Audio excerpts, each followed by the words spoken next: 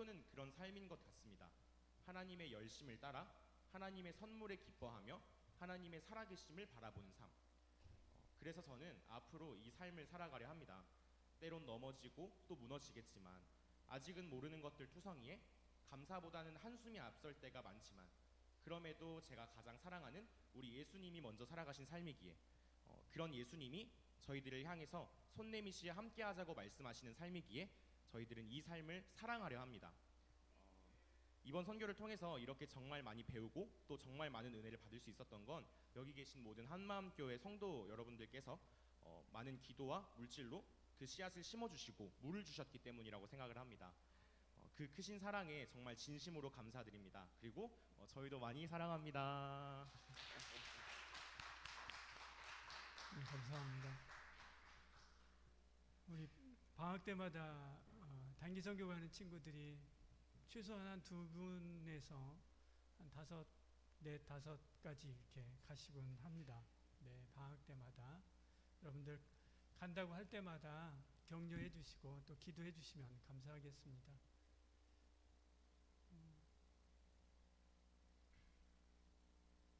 여기 캄보디아 소식, 박군선 선교사님 있는 캄보디아 소식 하나 더 전하고요. 그리고 잠깐 기도하도록 하겠습니다. 캄보디아에 지금 선교지가 두 군데 있는데요.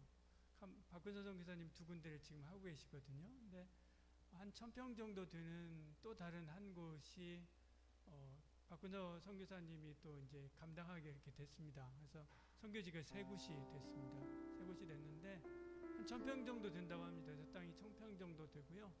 울타리도 그냥 철조망 같이 생긴 울타리입니다. 그리고 저 건물 두 개가 있습니다. 저 안에 하나는 이제 예배당이고요, 하나는 그냥 부속 건물로 그렇게 하는데요. 안에 들어가면 이렇게 내용이 없답니다.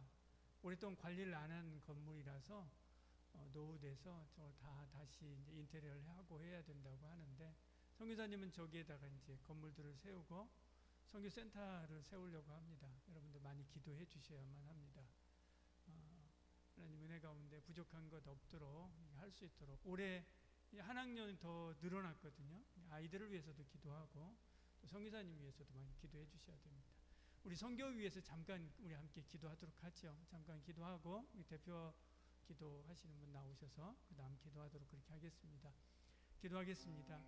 할렐루야. 살아계신 하나님 아버지 하나님 선교를 위하여 하나님 앞에 여러 가지 모양으로 충성하고 헌신하는 우리 지체들 또 우리 선교사님들 하나님 붙잡아 주시고 은혜 주시기를 원합니다. 하나님의 놀라운 능력과 권능에 붙들림 받으어서 땅끝까지 나아가 복음 전하는 그들 하나님 하나하나 붙들어 주시고 아버지 하나님 주님이 주시는 힘과 능력과 그 은혜로 그 사역 잘 감당할 수 있도록 주여 도와주시기를 원합니다. 주여 은혜 주시옵소서. 주여 은혜 주시옵소서. 아버지 하나님 캄보디아 우리 박근선 선교사님 붙잡아 주시고 은혜 주시어서 캄보디아 선교가 더욱더 활성하게 되게 하여 주신 것 감사합니다. 하나님의 은혜로 캄보디아가 더욱더 굳건하게 서가게 하여 주시옵소서. 올해는 한 학년을 더 받았습니다. 함께 동역할 수 있는 많은 아버지 하나님 사역자들과 더불어서 그 일들을 감당하려고 합니다. 힘 주시옵소서. 재정도 부어주시옵소서. 또한 아버지 하나님 새로운 공간도 확보했습니다. 하나님께서 은혜 주시어서 이곳에서 더욱더 힘있게 아버지 하나님 주의 사역들을 감당하며 캄보디아의 죽은 영혼들을 아버지 하나님 살리는 귀한 사역들을 감당하게 하여 주시옵소서. 아버지 하나님 우리 준성이와 태상이 주 은혜 가운데 단기 선교 갔다 와 아버지 하나님 은혜 받은 이 은혜들을 함께 나누었습니다. 아버지 하나님 이 친구들이 이 선교의 뜨거운 열정 복음 전도에 대한 열정 잊지 않게 하시고 아버지 하나님 이후에도 더욱더 복음 전하고 선교하는 삶 살아갈 수 있도록 은혜 주시옵소서. 아버지 하나님 우리 교회가 더욱더 단기 선교와 또 선교에 힘을 쓰고 전도에 힘을 쓰고 애쓰며 나아가는 교회가 되게 하여 주시옵소서.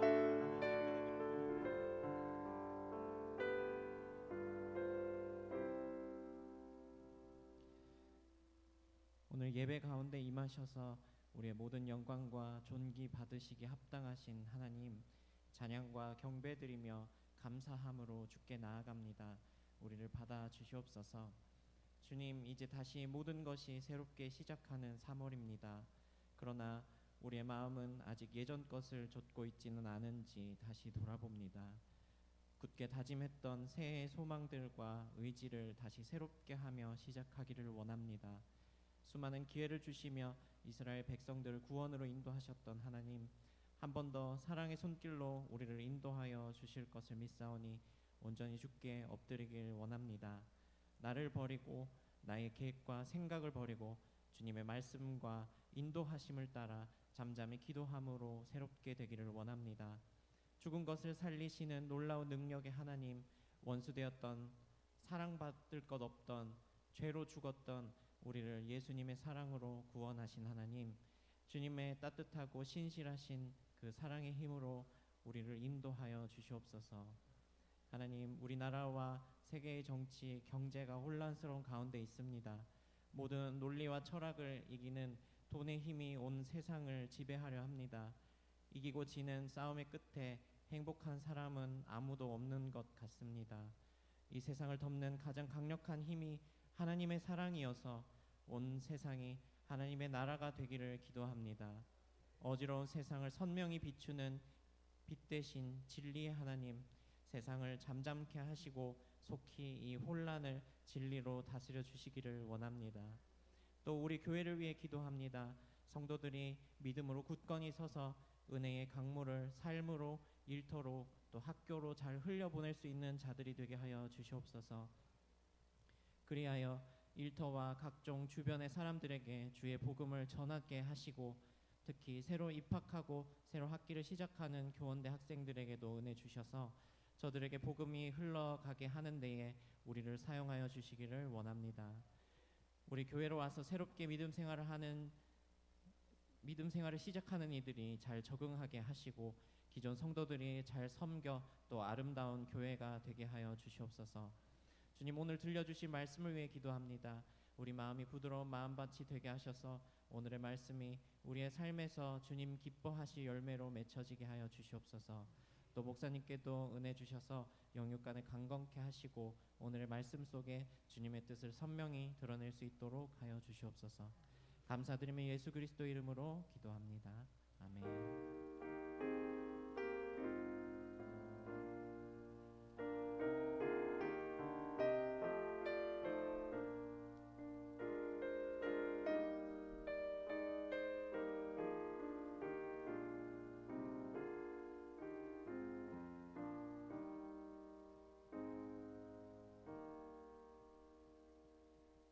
사도행전 13장 1절에서 3절 말씀입니다. 사도행전 13장 1절에 3절, 지난주에 함께 나눴던 말씀 같이 보겠습니다. 안디옥 교회에 선지자들과 교사들과 있으니 곧 바나바와 니게르라는 시몬과 구레네 사람 루기오와 분봉왕 헤롯의 젖동생 마나엔과 및 사울이라. 주를 섬겨 금식할 때 성령이 이르시되 내가 불러 시키는 일을 위하여 바나바와 사울을 따로 세우라 하시니 이에 금식하며 기도하고 두 사람에게 안수하여 보내니라. 아멘. 여러분은 교회를 무엇이라고 생각합니까? 교회는 이것이 교회다라고 하는 책이 있습니다. 유명한 교회에 대한 유명한 책입니다. 찰스 콜슨이 쓴 책인데요. 그에 의하면 미국인의 56%가 교회 나가는데 그 중에 45%가 자기에게 도움이 되기 때문에 나간다. 26%는 마음의 평화 때문에 나간다. 그렇게 이야기합니다.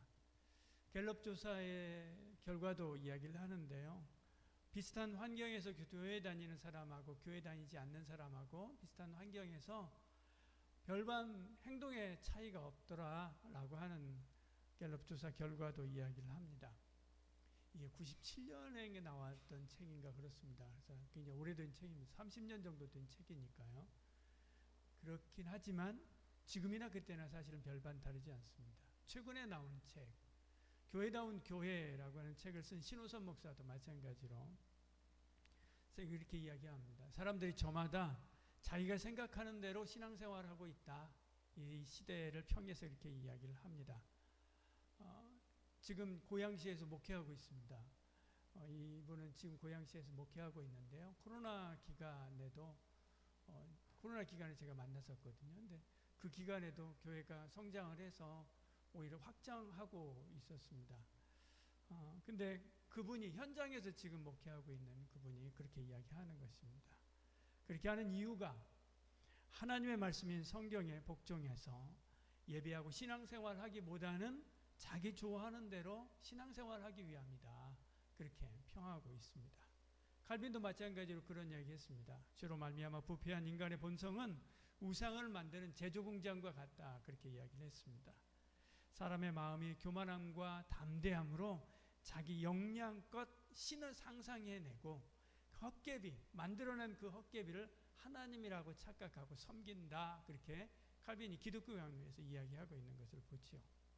로마서도 이렇게 말씀합니다. 하나님을 알되 하나님을 영화롭게도 아니하며 감사하지도 아니하고 오히려 그 생각이 허망하여지며 미련한 마음이 어두워졌나니 스스로 지혜 있다 하나 어리석게 되어 썩어지지 아니하는 하나님의 영광을 썩어질 사람과 새의 짐승과 기어다니는 동물의 모양과 우상으로 바꾸었다. 그렇게 이야기하고 있지요. 그때나 지금이나 마찬가지입니다. 2000년 전이나 3000년 전이나 500년 전이나 칼빈이 있던 500년 전이나 30년 전이나 찰스 콜슨의 30년 전이나 지금 우리 시대나 별반 다르지 않는 것 같습니다. 하나님을 섬긴다라고 하는 것이 무엇인지 모르고 섬기는 일이 많이 있죠. 대신에 내가 생각하기에 하나님은 이렇다고 생각해. 내가 생각하기에 교회는 이렇다고 생각해. 내가 생각하기에 예수님은 이렇다고 생각해. 그렇게 자기 머릿속에 설정을 하고 그리고 그대로 그냥 신앙생활을 하는 것이죠. 성경에 나온 하나님, 성경에서 말씀하시는 예수님을 믿으려고 하지 않고요. 내가 생각하고 내가 설정한, 내가 상상한 하나님을 믿으려고 하기 때문에 그렇습니다. 그래서 같이 신앙생활하는 것 같아도 사실은 그렇지 않는 경우들이 상당히 있다는 것입니다. 여러분은 교회가 무엇이라고 생각합니까? 교회는 건물이 아닙니다. 교회는 친목단체가 아닙니다. 교회는 정치단체가 아니고요. 교회는 복지단체가 아닙니다. 교회는 세상으로부터 부름받은 하나님의 백성입니다. 마태복음 22장에는 왕의 혼인잔치에 대한 비유의 예수님의 말씀이 나옵니다. 왕은 혼인잔치를 준비했습니다. 아들의 혼인잔치니까 성대하게 준비했겠지요. 근데 손님들을 초청했는데 나는 이것 때문에 바쁘고 나는 저것 때문에 바쁘고 밭을 사가지고 안 되고 그리고 소를 사서 안 되고 그렇게 그러면서 못 간다고 하니까요. 왕이 화가 났습니다. 그래서 시종들을 보내어서 가서 만나는 대로 붙잡고 데리고 와라. 그렇게 이야기를 합니다. 붙잡혀서 사람들이 옵니다. 어떤 사람들은 그래요? 그러면 가야지요. 억지로라도 가야지요. 라고 하면서 그래도 집에 가서 예복을 차려입고 그리고 왔습니다. 어떤 사람들은 가기 싫은데 그냥 질질 끌려왔습니다. 어쨌든 왔습니다.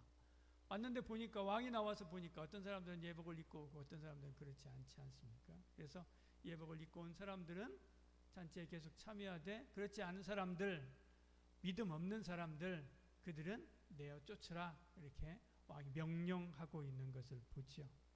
여기서 중요한 것, 가장 중요한 핵심 이야기는 하나 이것입니다. 초대된 사람들이 자격 있는 사람들이 아니라는 것입니다. 첫 번째 초청장을 보냈을 때는 자격 있는 사람들에게 보냈습니다. 두 번째 초청장을 보낸 것은 자격 있는 사람들에게 보낸 게 아닙니다. 가서 누구나 가서 데리고 와라 그렇게 왕이 명령한 것이죠. 저와 여러분도 마찬가지입니다. 교회에 와서 예수 믿고 하나님을 알고 믿고 신앙생활 한다고 하는 것이 무엇인지 알고 나니까 정말 감사한 거지. 정말 은혜인 것입니다. 야, 내가 예수를 믿은 게 얼마나 감사한 일인가. 하나님께서 나를 만세전에 택해서 나를 하나님의 자녀로 삼으셔서 이렇게 하나님의 집에 와서 예배하고 하나님의 자녀가 되었다. 이게 얼마나 감사한 일인가 우리가 감사하지 않습니까? 바울도 이렇게 이야기합니다. 너희들 한번 돌아봐라. 너희들 행색을 한번 봐라. 너희들 자격 있다고 생각하냐? 그렇지 않지 않느냐? 능한 자가 많지 않지 않느냐? 문벌 좋은 자가 많지 않고 조건이 있는 사람들이 있는 게 아니다. 우리는 오히려 그들보다도 더 못났다. 그럼에도 불구하고 우리를 불러서 하나님의 자녀 삼아 주셨지 않느냐. 얼마나 감사한 일이냐라고 이야기하는 것이죠. 그러니까 정말로 복음의 은혜가 무엇인가를 아는 사람들은 그 구원의 은혜에 감사하는 것이죠. 그래서 지난 주간에 우리가 보았듯이 바울의 교회관, 성부, 성자, 성령의 교회관에서 봤듯이 마음과 뜻과 힘을 다하여 하나님을 예배하고 섬기는 것이죠. 우리는 살아계신 하나님의 성전이라 하나님의 우리는 교회지 않습니까? 하나님의 성전이다. 구약의 성도들이 성부 하나님을 몸과 마음과 힘과 뜻을 다하여 섬겼듯이 우리도 교회에서 몸과 마음과 힘과 뜻을 다하여 하나님을 섬기는 것이지요. 나를 구원해 주신 은혜에 감사해서 그러면서 예수 그리스도를 닮아 그 지체, 그 몸이 되어가는 것입니다. 나를 그리스도와 함께 십자가에 못 박아 죽이고 내 안에 그리스도께서 살게 하는 거죠. 그러면 내 안에 언어가, 성품이, 습관이, 생활이 그 안에서 그리스도가 비춰나는 것입니다. 그것을 일컬어서 그리스도인이라고 하는 것이지요. 교회 다니면서 성품의 변화가 없다. 잘못 다닌 것입니다. 세상 사람과 다름이 없다. 그래서 잘못 다닌 것입니다. 신앙생활 잘못한 거죠. 10년, 20년, 30년, 100년을 해도 아무 소용 없습니다. 그리스도를 닮아가는 것이죠. 그리스도를 닮아가는 현장이 어디냐? 교회다 말씀하는 것입니다. 그리고 성령의 전으로서 권능과 능력이 나타나야 되는 것입니다. 이렇게 성령으로 거듭난 새로운 피조물된 성도들의 모임, 이게 바로 교회지요. 지금 여기도 성령님이 오셔서 우리 예배를 받으신 줄로 믿으시길 바랍니다. 성령 하나님의 전이지 않습니까? 성령 하나님이 오십니다. 성부 하나님의 전입니다. 하나님의 전, 너희는 하나님의 성전인 줄 알지 못하느냐? 하나님의 전입니다. 성령님이 오셔서 우리를 죄와 의와 심판에 대해서 깨우치시고 예수 그리스도를 믿게 하십니다. 그리고 예수님을 닮아가도록 우리를 거룩하게 하시고 하나된 교회 공동체를 이루게 하시는 거지요. 근데 교회 중요한 기능 하나가 더 남아 있습니다. 그것은 바로 세상으로 가는 것이지요. 전도하고 선교하러 가는 것입니다. 보십시오. 에베소서 1장 3절 5절입니다. 찬송하리로다. 하나님 우리 주 예수 그리스도의 아버지께서 그리스도 안에서 하늘의 모든 신령한 복을 우리에게 주셨다. 이렇게 말씀하죠. 그리고 5절에 가서는 뭐라고 이야기합니까? 우리가 하나님의 자녀가 되었다. 아들들이 되게 하셨으니 끝부분에 이렇게 말씀하지 않습니까? 그러면 왜 우리를 구원하셨는가? 왜 이렇게 크신 은혜를 나에게 베푸셨는가? 다음 절에서 그것에 대한 설명을 합니다. 6절에서요. 같이 읽어볼까요? 같이 읽습니다. 이는 그가 사랑하는 자 안에서 우리에게 거저 주시는 바 그 은혜의 영광을 찬송하게 하려는 것이다. 우리는 부름받은 하나님의 자녀이면서 그 은혜와 영광을 찬송하라고 세상으로 보냄받은 그리스도의 제자입니다. 요한복음 20장 21절 이렇게 말씀하죠. 예수께서 또 이르시되 너희에게 평강이 있을지어다. 아버지께서 나를 보내신 것 같이 나도 너희를 보내노라. 이렇게 말씀합니다. 부활하신 주님은 계속 제자들을 세상으로 보내는 말씀을 하십니다. 마태복음 28장 이렇게 말씀하지 않습니까? 예수께서 나와 말씀하여 이르시되 하늘과 땅의 모든 권세를 내게 주셨으니 그러므로 너희는 가서 모든 민족으로 제자를 삼아 아버지와 아들과 성령의 이름으로 세례를 베풀고 내가 너희에게 분부한 모든 것을 가르쳐 지키게 하라. 이 말씀은 절대 명령입니다. 하나님 아버지께서 예수님을 보내신 것처럼 주님이 우리를 보낸다라고 하시는 말씀입니다. 하나님의 파송은 절대적이죠. 성부 하나님의 파송은 절대적입니다. 그래서 예수님께서 죽기까지 순종하신 것입니다. 성자 예수님이 우리 예수님께서 우리를 파송하신 것도 절대적인 명령입니다. 하나님의 명령이기 때문에요. 그러므로 우리도 죽기까지 순종하며 나가야 되는 것이죠. 생명 걸고 예수님의 명령에 순종해야 되는 것입니다. 주님은 그런 우리의 삶에 동행하십니다. 28장 20절 제일 마지막에 이렇게 이야기하지 않습니까? 너희와 항상 함께 있으리라 이렇게 말씀합니다. 그리고 성령을 부어주십니다. 사도행전 1장 8절에요. 오직 성령이 너에게 임하시면, 왜 성령이 임하십니까? 권능을 주고 예루살렘과 유대와 사마리아와 땅끝까지 가라고, 그러라고 성령을 주신 거예요. 그러라고 성령께서 권능을 주시고요. 그러라고 성령께서 은사를 주시는 것입니다. 성령님께서 오신 중요한 이유 중에 하나가 권능을 부어주셔서 예루살렘과 유대와 사마리아와 땅끝까지 복음 전하라고 그런 것이죠. 교회는 부름받은 하나님의 백성의 모임이면서 교회는 보냄받은 제자들의 모임이기도 합니다. 위로 성부와 하나님께 충성하고 안으로 성자 예수 그리스도처럼 성장하고 그리고 밖으로 성령의 능력을 받아 뻗어 나가는 것이지. 이 셋이 균형을 이루어야 됩니다. 이 중에서 주님의 부활 후 마지막 사역에서 가장 중요하게 여겼던 것, 부활 후에 승천하시기 전에 계속해서 예수님께서 제자들에게 말씀하셨던 것, 그것은 바로 보내는 사역이었습니다. 우리가 잘 아는 마태복음 28장 19절 20절이나 사도행전 1장 8절 다 부활하신 후에 승천하시기 전에 제자들에게 말씀하셨던 거예요. 다 뭡니까? 가라, 가라. 오늘 우리가 읽은 본문의 성경도 마찬가지입니다. 바울과 바나바가 안정된 자리를 두고 내쫓기듯 선교지로 나가는 장면이 이 13장 2절 3절에 이렇게 말씀하고 있는 것을 보지요. 주를 섬겨 금식할 때 성령이 이르시되 내가 불러 시키는 일을 위하여 바나바와 사울을 따로 세우라 하시니 이에 금식하며 기도하고 두 사람에게 안수하여 보내니라. 만일요 오늘날 한국교회에 이런 일이 일어났다고 한다면 무슨 일이 있는 거 아닌가? 어디서 또 무슨 사고 친 거 아니야? 이런 생각할 수가 있죠. 근데 여기서는 그러지 않습니다. 여기서는 그 누구도 이상하다고 하지 않습니다. 이상하다고 느끼지 않습니다.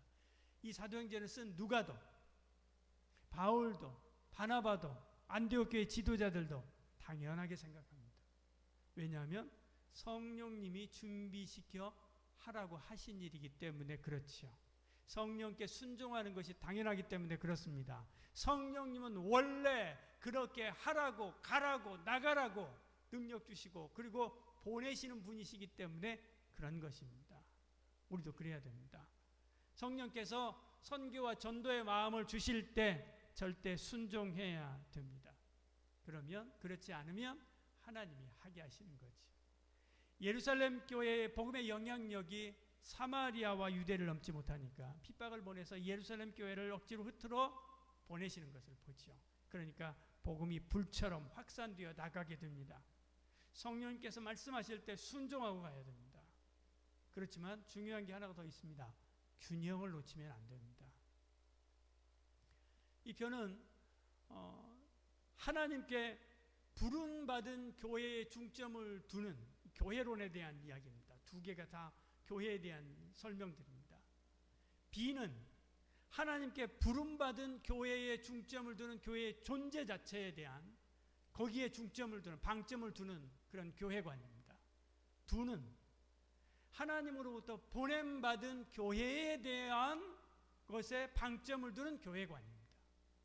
여러분은 어느 쪽에 속하는지 여러분이 스스로 생각하는 교회관이 있지 않습니까? 나는 어느 쪽에 속하는가 한번 생각해 보십시오. B는 교회가 무엇인가 라고 하는 질문을 하나님 앞에서 교회가 무엇인가 라고 하는 것으로 시작합니다. 하나님 앞에 교회는 우리를 구원하여 하나님께 영광 돌리는 사람이 되게 하는 것이다. 그래서 교회 사역이 영적인 성장과 성화에 초점을 맞춥니다. 교회 지도자는 어떻게 하면 성도들이 하나님과 관계를 돈독히 하고 깊게 할까라고 하는 것을 고민합니다. 결국에 거룩하고 성숙한 공동체로 교회를 성장시키죠. 이 교회는 하나님께 부름받은 교회, 여기에 중점을 두고 있는 것입니다. 반면에 두는 교회가 세상 앞에서 무엇인가 라고 하는 질문으로부터 시작합니다.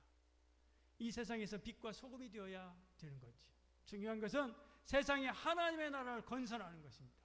복음으로 하나님의 공의가 강물처럼 하수처럼 세상에 흘러가도록 성도들이, 교회들이 이 사역들을 감당해야 된다라고 하는 것이지요. 교회 지도자는 계속해서 세상 속에서 선교적인 사명을 다하도록 독려합니다. 이렇게 성장한 교회는 세상을 변화시키는 영향력 있는 교회가 되지요. 이 교회는 하나님께로부터 보냄받은 교회에 중점을 두는, 방점을 두는 교회론입니다. 여러분은 어디에 속합니까? B입니까? T입니까? 섞여 있는 분도 있을 거고요. 이것 같기도 하고 저것 같기도 하고 이렇게 생각하시는 분도 있을 것입니다. 어디가 우선인가? 방향이요. 위로부터가 우선입니다. 우리는 먼저 하나님 앞에 무엇인가에 대한 바른 의식, 이것 없이는 세상의 바른 모습으로 바른 기능을 할 수가 없지요. 십자가가 먼저입니다. 이 은혜에 굳게 설 때 바른 선교, 그리스도 중심의 선교를 할 수가 있습니다. B와 D 가운데 C가 있는 거죠. 예수님이 있는 것입니다. 믿음으로 구원받아 하나님을 몸과 마음과 힘과 뜻을 다해 섬기고 예수 그리스도를 닮아 성화되면서 성령의 능력으로 준비되는 것입니다. B지요. 그 다음에 선교 사명을 위해서 부름받고 세상으로 나가서 그 예수 그리스도의 복음을 전하여 세례를 주고 가르쳐 지키게 하는 것이죠. 세상에 나아가 빛과 소금이 되는 것입니다. 세상을 변화시키는 것이죠. 그들도 성령을 받아 더 넓은 곳으로 나가서 복음을 받은 그들이 더 넓은 곳으로 또 나가서 하나님의 나라를 건설하도록 계속해서 독려하고 밀어붙이고 하나님의 나라를 확산시켜가는 것입니다. 바울의 선교가 이런 선교였습니다. 1차 선교 때 사람을 세웠습니다. 2차 선교 때 교회를 세웠습니다. 3차 선교 때 교회 네트워킹을 합니다. 그래서 선교사가 아니라 정상적인 목회자라고 한다면 목회 초기에는 B에 집중을 둡니다. 건강한 교회를, 건강한 하나님 앞에서 우리가 건강한 성도가 되도록 하는 일에 힘쓰는 거죠. 그래서 은혜를 받게 하고 그리고 그리스도인으로 성숙하고 그리고 힘을 얻게 하는 것입니다. 영적인 힘을 받게 하는 것입니다. 이렇게 길러지면 그 다음에 2의 역점을 둡니다. 그래서 나가게 하는 것이죠. 현장으로 나가게 하는 것입니다. 세상으로 나가서 복음을 전하게 하는 것이죠. 선교하게 하는 것이죠. 교회의 힘과 영향을 밖으로 쏟아내는 것입니다. 그렇지 않으면 또 문제가 생깁니다. 안에서 골마요. 이 둘은 어느 것이 무엇이냐 먼저냐라고 하는 게 아니에요. 이 둘은 균형 있게 잘 맞춰가야 됩니다. 그러나 논리적인 순서로 본다면 B가 먼저입니다. 그리고 그 B가 건강한 D를 만들 수 있는 것이죠. 자, 그렇다면 우리는 어디로 가야 되는가? 나의 예루살렘이 어디고 유대가 어디고 사마리아가 어디고 땅끝이 어디인가? 여러분이 예배 마치고 어디 갈 겁니까? 집으로 갈 거 아닙니까? 여러분 월요일 아침에 화요일 있죠. 화요일 아침에 여러분 어디로 갑니까? 직장으로 가고 학교로 가고 그렇죠. 여러분 공휴일 마침 월요일 날이 공휴일이네요. 어디 갑니까? 공원에 가고 또 운동 동호회 가고 친구 만나고 이 동네 한 바퀴 돌고 그러지 않습니까? 여러분 개인적으로 또 특별히 연결된 공동체들 있을 것입니다. 좋은 교사 모임이든지 글쓰기 교실이든지 무슨 학회든지 뭐 이런저런 모임도 있을 거 아닙니까? 거기에 내 발로 가는 게 아닙니다. 주님이 보내는 것입니다. 거기에 교회를 세우라는 것이죠. 그래서 학교교회 하자라고 하는 것입니다. 그 이야기를 계속하는 거죠. 일터교회를 하고 마을교회를 하고 가정교회를 하자라고 하는 이야기를 하는 것입니다. 우리는 거기로 보냄받은 바울이고 바나바고 디도고 디모데입니다. 그리고 이 사역을 선교지에 그대로 이식시켜서 그들도 캄보디아도 이렇게 하나님의 택한 백성들을 불러 모으고 그리스도인으로 양육해서 세상으로 보내도록 그렇게 하는 것이지요. 부름받은 것에 만족하고 그것으로 끝내면 균형을 잃어버린 것입니다. 교회를 예배드리는 곳으로만 알고 신앙생활 그냥 나만 그렇게 신앙생활 하려고 하면 교회의 소명을 잊고 있다라고 하는 증거입니다. 개개인이 소명받은 자라고 하는 것을 인식하지 못하는 것이죠. 우리가 보냄받은 이 소명을 무시할 때 우리의 신앙이 병들기 시작합니다. 자기 중심적인 신앙생활을 하는 무력한 군중이 되고요. 현실에 대해서 책임을 지지 않는 무책임한 무리가 되는 것이죠. 지상교회는 세상으로부터 부름받은 특권만 가진 것이 아닙니다. 세상으로 보냄받은 소명을 함께 가지고 있습니다. 전상교회라면 세상으로 보냄받을 필요가 없습니다. 복음 전할 이유도 없지요. 그러나 우리가 있는 곳은 지상교회입니다. 특권과 함께 소명을 자신의 신앙으로 고백할 수 있어야 되는 것이지요. 그래서 특권만 알고 소명을 모르면 절름발이 교회가 되는 것입니다. 여러분, 구원받은 은혜에 감사하고 그리고 그 특권을 누리고 있습니까? 그렇다면 보냄받은 소명에 순종해야 됩니다. 선교에도 더욱더 힘을 내야 되는 거죠. 우리 청년들 단기 선교할 때마다 더욱더 기도하고 그들을 위해서 기도하고 후원하고 그러라고 우리 저기 앞에 세워서 보고 한 것입니다. 우리 캄보디아 선교 위해서도 마찬가지로 기도하고 후원하고 여러분 많이 하시고 무엇보다도 복음 전하고 이번 학기 학교교회 또 새로 시작할 우리 선생님들 계십니다. 이제 더 많은 분들이 이 일에 도전하고 나가서 그 일들을 감당할 수 있도록 기도하고요. 또 일터교회 할 수 있도록 하나님 저에게도 은혜 주시옵소서. 일터교회 나의 직장을 나의 교회로 내가 개척하는 교회로 세우게 하여 주시옵소서. 그렇게 기도하고 또 가정에서도 매일 가정예배 드림으로 가정교회를 든든하게 세워가게 하여 주시옵소서. 기도하고 그 일들을 이루어가는 올 한 해 되는 저와 여러분 되길 축복합니다. 기도하겠습니다. 주님, 부름받은 소명에 감사한다면 보냄받은 소명에 충성해야 함을 깨달았습니다.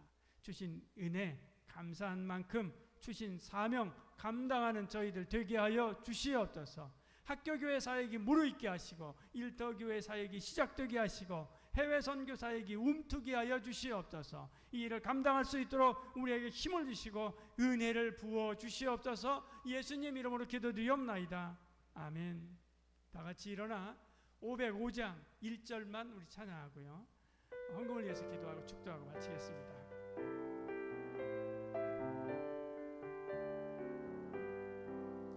온 세상 위하여 나 복음 전하리. 만 백성 모두 나와서 주 말씀 들어라. 죄 중에 빠져서 헤매는 자들아, 주님의 음성 듣고서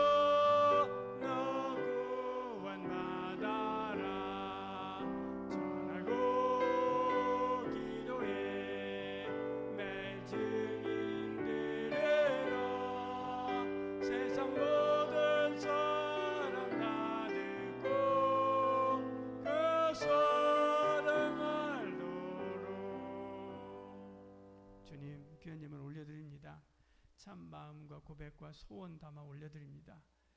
주님, 필요한 모든 법 부어주시어서 부족함 없게 하여 주시고 또한 우리에게 맡겨준 사명, 복음 전도의 사명을 감당할 수 있는 영육의 복을 충만하게 부어 주시옵소서. 아론의 수염에 흘러넘치는 꿀처럼 우리의 삶에 흘러넘치는 이 복이 복음과 함께 우리 주변에 있는 많은 이들에게 흘러가게 하여 주시옵소서.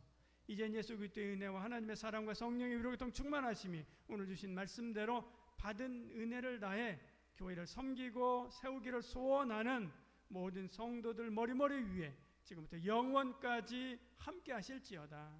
아멘.